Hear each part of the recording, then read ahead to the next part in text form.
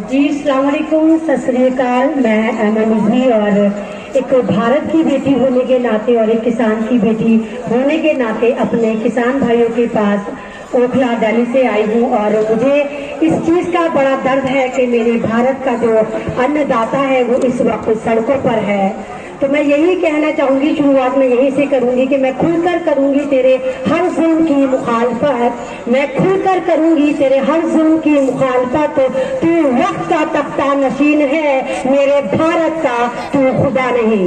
ये मैं बीजेपी सरकार से कहूँगी, तुम जो अपने आप को खुदा बन के समझ के बैठे हुए और हमारे पे जुल्म कर रहे हो और 80 दिन लगभग मेरे भारत के किसानों को सड़कों पर उतरे हुए हो गया है, लेकिन ये सरकार सुनने को तैयार नहीं है, झुकने को तैयार नहीं है। ये कहती है ये बिल हमारे फेवर में है, ये कहती है बिल किसानों के फेवर में है। अगर ये किसानों के फेवर में है तो क्या मेरे भारत का किसान इतना अनपढ़, इतना जाहिल है कि पूरे भारत का किसान आज सड़कों पर है?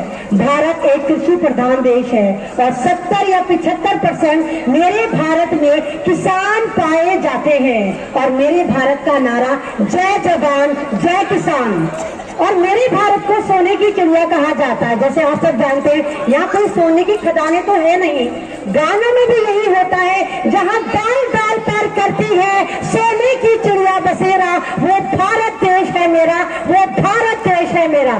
सोने की चिड़िया डाल पे बसेरा कर रही है, जमीन में बसेरा नहीं कर रही, तो डाल में क्या होता है? डाल पे मेरे भारत का गन्ना होता है, नाच होता है। तो मेरा भारत सोने की चिड़िया है, इसीलिए अंबानी और अदानी की इस पर नजर है। पूरे भारत को लूट लिया, बेच दिया, मोदी जी को हमारे आगे लगा दिया कि ये हमारे प्रधानमंत्री हैं। नहीं, मोदी जी हमारे प्रधानमंत्री नहीं है, वो कठपुतली है।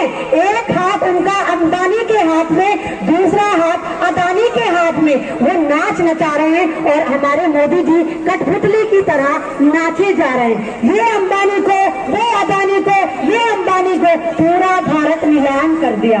अब मेरे भारत की धरती बची थी। एक तरफ तो ये कहते हैं भारत माता की जय, दूसरी तरफ ये मेरे भारत माता को बेचने के फिराक में। ये मेरे किसान की जमीन है, ये मेरे भारत की जमीन है। हम इस जमीन का सौदा नहीं करने देंगे, हम अफगानिस्तान नहीं बनाने देंगे, हम पूरा अफगानिस्तान नहीं बनाने देंगे, ये दूसरा जो है अफगानिस्तान नहीं बनाने देंगे। ये मेरा भारत है, इसका नाम भारत ही रहेगा। और ये वाली चीज मेरे भारत का किसान समझ चुका है कि ये जमीन बेचने की जो लड़ाई है, ये रोटी की लड़ाई है। ये हमारी जमीनें हमसे छीन के, हमारी फसल हमसे छीनकर अंबानी को अमीर करना चाहते हैं, अदानी को अमीर करना चाहते हैं। आप ही सोचिए, आप गल्ला बेचते हैं, मेरा किसान गल्ला बेचता है। आज भी अंबानी के स्टोर में मक्के का रेट, आटे का रेट जाकर देखिए 120 रुपए किलो है। तो क्या मेरा किसान 100 रुपए किलो गल्ला बेच रहा है? क्या आप लोग मक्का 100 रुपए बेच रहे हैं? नहीं बेच रहे, हार्डली आपसे 2 रुपए 3 रुपए किलो लिया जा रहा होगा। तो जो किसान 24 घंटे अपने खेती में गुजारता है, जमीन की रखवाली करता है, जमीन को फाड़ कर नाज निकालता है, तो वो इतना गरीब क्यों? वो क्यों खुदकुशी करके मर रहा है? और अंबानी अदानी आसमान को छू रहे, इनके पास पैसा दिन दुगना रात चौगुना बढ़ रहा है। अमीर तो मेरा किसान होना चाहिए था, अमीर तो भारत का कृषि प्रधान होना चाहिए था, अमीर तो अन्नदाता होना चाहिए था। फिर क्या वजह है कि अंबानी और अदानी अमीर हो जा रहे हैं? सन 2016 से पहले आप अगर अंबानी को देखें और अदानी को देखें तो ये दुनिया की सभी प्रतिभाशाली लिस्ट में भी नहीं आते थे, दुनिया के सभी अमीर भी नहीं आते थे। सन 2014 से जब से इनके गुलाम मोदी जी आए हैं तो इन्होंने आकाओं को इतना खुश करा, अंबानी को इतना खुश करा, अदानी को इतना खुश करा कि आज अंबानी दुनिया का नंबर 5 अमीर तरीन आदमी है। जब पूरा भारत बर्बाद हो गया, हम बर्बाद हो गए, रेलवे बर्बाद हो गई, LIC बर्बाद हो गई, पेट्रोलियम बर्बाद हो गई, पूरा भारत बर्बाद हो गया, तो सवाल बनता है कि अंबानी कैसे अमीर हुआ, अदानी कैसे अमीर हुआ? क्या ये जो नोट थे ये पेड़ों पे से झाड़ रहे थे? और अगर ये पेड़ों पे से भी झाड़ रहे थे तो वो पेड़ भी मेरे किसान ने उगाया था। बहुत सारे लोग कहते हैं नहीं भाई ये बिल जो है किसानों के फेवर में है। तो वो लोग जो कहते हैं वो वही लोग हैं जिनके पास ना जमीन है ना जमीर है और गमले में उनको धनिया नहीं उगाना आता, आज वो मेरे भारत के किसानों को इस बिल के फायदे बता रहे हैं। मोदी जी भी कहते हैं आप पर ध्यान मत दें, ये बिल आपके फेवर में।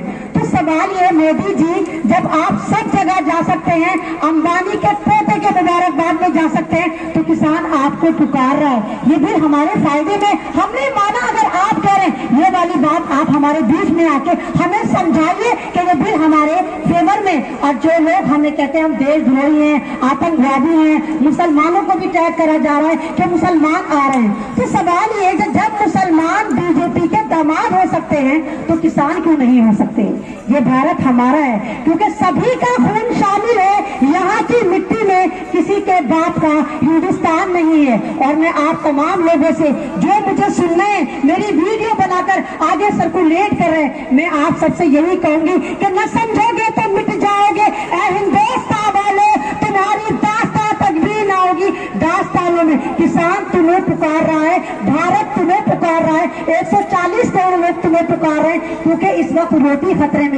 आओ इनको सपोर्ट करो, इनको फेवर दो, इसको बचा लो, क्योंकि अगर रोटी चली गई तो भारत बर्बाद हो जाएगा, भारत में कुछ नहीं बचेगा। कितना तरस आता है इन किसानों को देखकर, यहाँ के किसानों को देखकर। कोई 90 साल का, कोई 95 साल का, दिल होता है हमारा ये देखकर कि हमारे बहुत सड़कों पर है और बिल्डर अंबानी अदानी खेतों में खड़े हैं, नजरें गड़ाए में चीलों की तरह हमें नोचना चाहते हैं। तो ये किसान आपको बचाना चाहता है, ये भारत को बचाना चाहता है, भारत की रोटी बचाना चाहता है। तो आप सब ये कहिए कि हमारा भारत है, हम नहीं छीनने देंगे।